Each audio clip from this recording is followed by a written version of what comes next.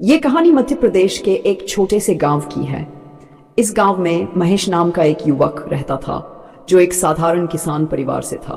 बचपन में उसके सपने बड़े थे पर गरीबी के कारण वे अधूरे रह गए। गांव के हालात बहुत खराब थे।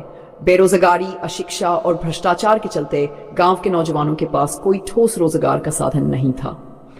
गरीबी और अभाव ने महेश को गलत रास्ते पर धकेल दिया। महेश शुरू से ही मेहनती था, लेकिन गांव में इतनी गरीबी थी कि उसकी मेहनत भी उसे और उसके परिवार को 2 वक्त की रोटी नहीं दे पाती थी। उसने कुछ छोटे मोटे काम शुरू किए, लेकिन वह भी घाटे में रहे।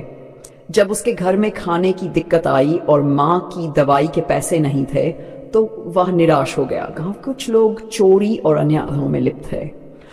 महेश की मुलाकात एक दिन इन्हीं अपराधियों के गिरोह से हुई।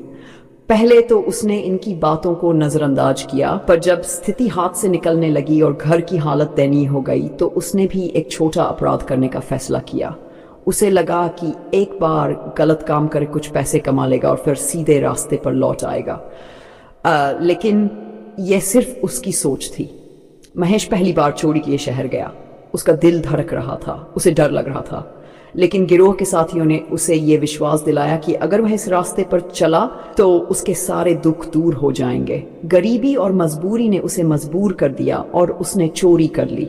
चोरी में मिले पैसे से उसने अपने घर की स्थिति को सुधारने की कोशिश की। उसकी माँ का इलाज हुआ और घर में खाने का सामान भी आ गया।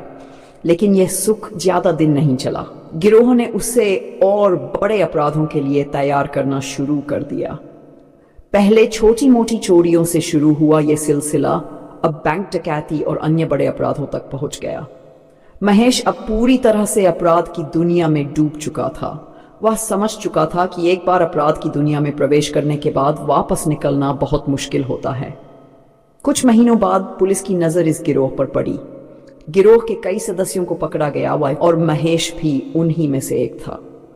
जब पुलिस ने उसे पकड़ा तो वह रो पड़ा। उसने पुलिस को बताया कि वह कोई पेशेवर अपराधी नहीं है, बल्कि उसे परिस्थितियों ने अपराध की ओर धकेला है। उसने अपनी मजबूरियों और गरीबी का हवाला दिया। यह कहानी सिर्फ महेश की नहीं है, बल्कि उन लाखों युवाओं की है जो गरीबी और बेरोजगारी के कारण अपराध के रास्ते पर चल पड़ते हैं। हमारा समाज अक्सर ऐसे युवाओं को अपराधी मानकर उन्हें सजा देता है, परंतु उनकी समस्याओं की जड़ तक नहीं पहुंचता।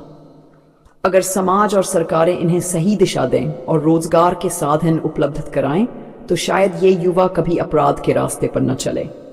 महेश को जेल की सजा तो मिली, लेकिन उसने जेल में ही ये ठान लिया कि जब वह बाहर निकलेगा तो किसी भी हाल में ईमानदारी की जिंदगी जिएगा और दूसरे युवाओं को भी इस दलदल में फंसने से रोके।